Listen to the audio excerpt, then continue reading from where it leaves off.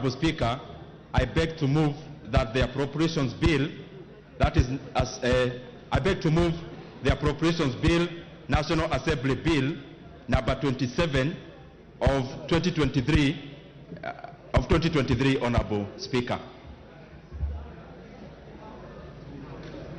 Be now read a second. Be now read for a second time. Thank you very much. So go ahead. Thank you very much, Honorable Speaker. The essence of this bill that we are moving. Order, Honorable Ndindi. Honorable members, the bill being moved by the Chair of Budget will be allocated no more than 45 minutes. After he moves and is seconded, I'll give an opportunity to the minority and majority leaders, and if need be one or two more, then we move to order number 13. I'm doing this for the simple reason that the bill is a replica of what you did in the Committee of Ways and Means in the House, and it has no new material that would require extensive debate. But I will see how it goes.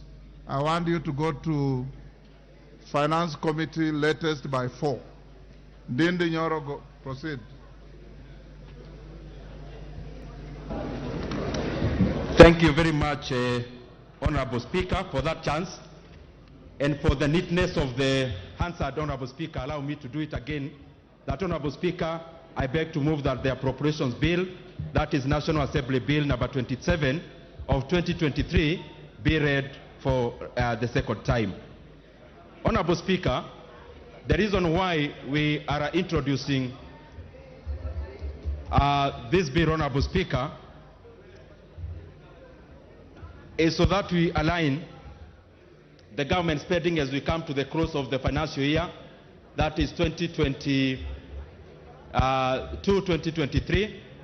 And Honorable Speaker, I really want to thank the members of the Budget and Appropriations Committee and the relevant departmental chairs, because they rose up to the occasion and we were able to consider the contents of this bill over the weekend, culminating, Honorable Speaker, to what we were doing even as early as this morning.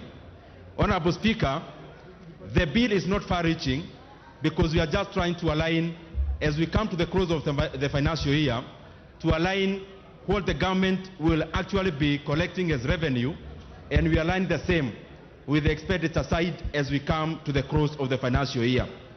And Honorable Speaker, some of the issues that we have been able to consider is the absorption rate. Honorable Speaker, it is more of realignment. The sum total is shy of 30 billion Kenya shillings, and therefore, Honorable Speaker, in comparison to the size of the budget, it is basically just marginal.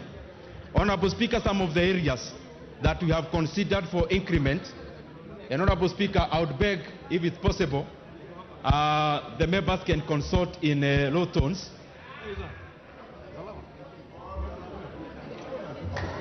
Order. Order, honorable members. Honorable Wamshomba and your team around there. Tafadhali muongee kwa sauti ya chini. You are disrupting the flow of thought of the member on his feet.